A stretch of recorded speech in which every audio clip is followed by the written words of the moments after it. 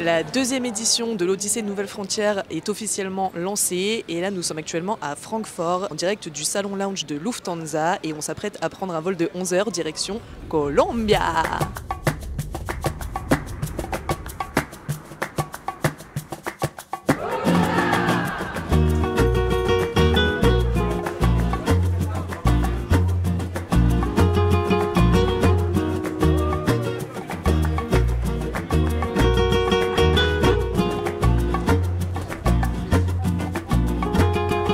Alors aujourd'hui on est en train de se balader dans Bogota, franchement c'est magnifique, c'est vraiment très atypique. Vraiment sympa Bogota, on s'y sent bien, très coloré, et il y a plein de rues piétonnes, c'est top.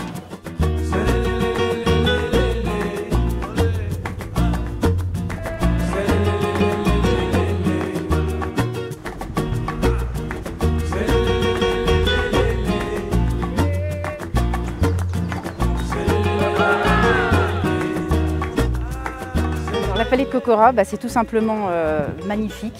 C'est vraiment un lieu absolument magique. C'est calme, c'est enchanteur, je dirais. Magnifique, magique. Franchement, on en prend plein les yeux. Une nature exceptionnelle. On a accueilli chez Alejandro. Alejandro, c'est quelqu'un dont la famille vit ici depuis 150 ans. Ils ont une maison qui a le même âge et qui est parfaitement conservée. En fait, lui, il ne bosse pas avec le tourisme du tout. On a la chance de pouvoir être accueillis chez lui, déjà pour qu'il nous parle un peu de la tradition. Et on va aller semer un palmier de cire avec Alejandro dans une forêt avoisinante.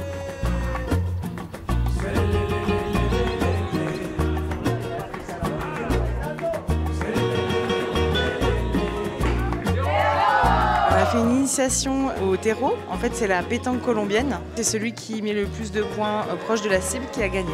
Et c'était super marrant. On a gagné.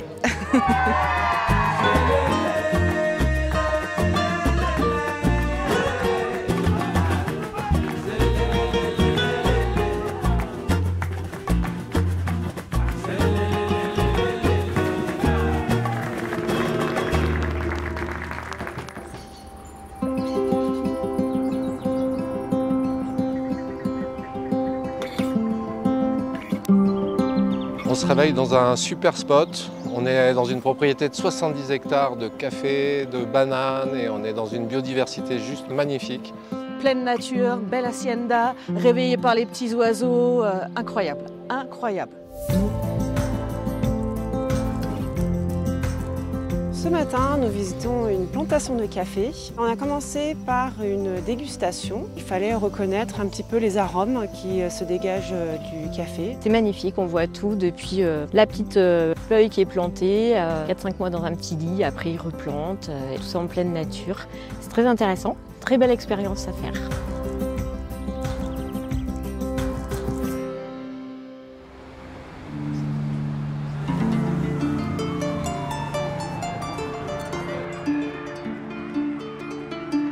Aujourd'hui, on est à la commune 13 de Medellín. La commune 13, c'est un quartier en fait qui a une histoire un peu lourde, un peu violente et qui, par l'intermédiaire de l'art, de changements sociaux, a réussi à contrebalancer les choses. Et aujourd'hui, c'est devenu même un quartier touristique, alors qu'il y a 20 ans, on ne pouvait pas y entrer. Nous, on visite ce quartier en passant par un labyrinthe de petites ruelles pour finir avec une vue magnifique.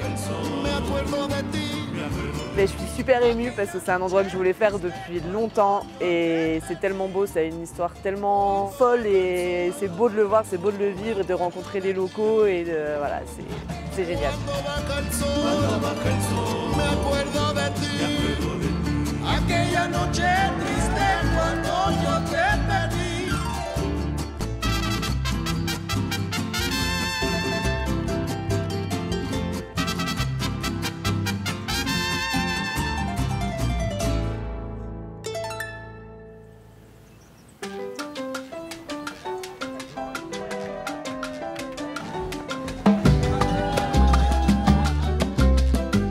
Alors on vient d'arriver à Guatapé, on est venu jusqu'ici en bateau, et c'est super sympa, très coloré, il fait bon vivre.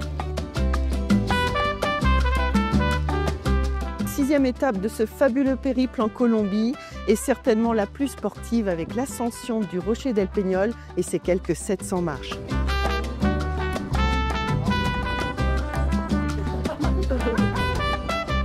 Oh là là, très très dur, moi qui ai le vertige, mais faut le faire, faut prendre sur soi parce que c'est tellement beau.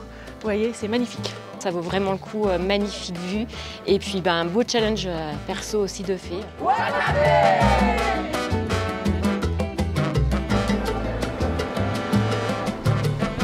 Bienvenue à Carthagène, le Saint-Tropez de la Colombie.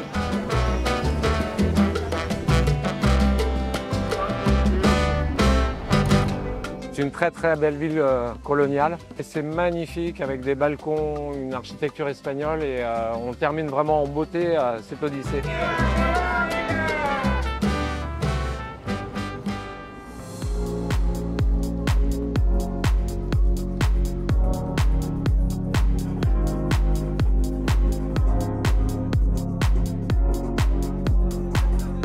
Ça y est, la deuxième édition de l'Odyssée de Nouvelles Frontières touche à sa fin. Pendant cette Odyssée de Nouvelles Frontières, on a beaucoup ri, on a souri, on a beaucoup échangé, on a rencontré des gens extraordinaires, on s'est pris une vraie claque d'humanité et ça fait du bien. Et on est très heureux et très fiers d'avoir fait ce voyage et très fiers de représenter les couleurs de Nouvelles Frontières. Si je devais décrire l'Odyssée Nouvelles Frontières, je dirais aventure. Magique. Extraordinaire. Fabuloso. Paradisiaque. C'est sensationnel, franchement inoubliable. Merci TUI Nouvelles Frontières, merci l'Odyssée.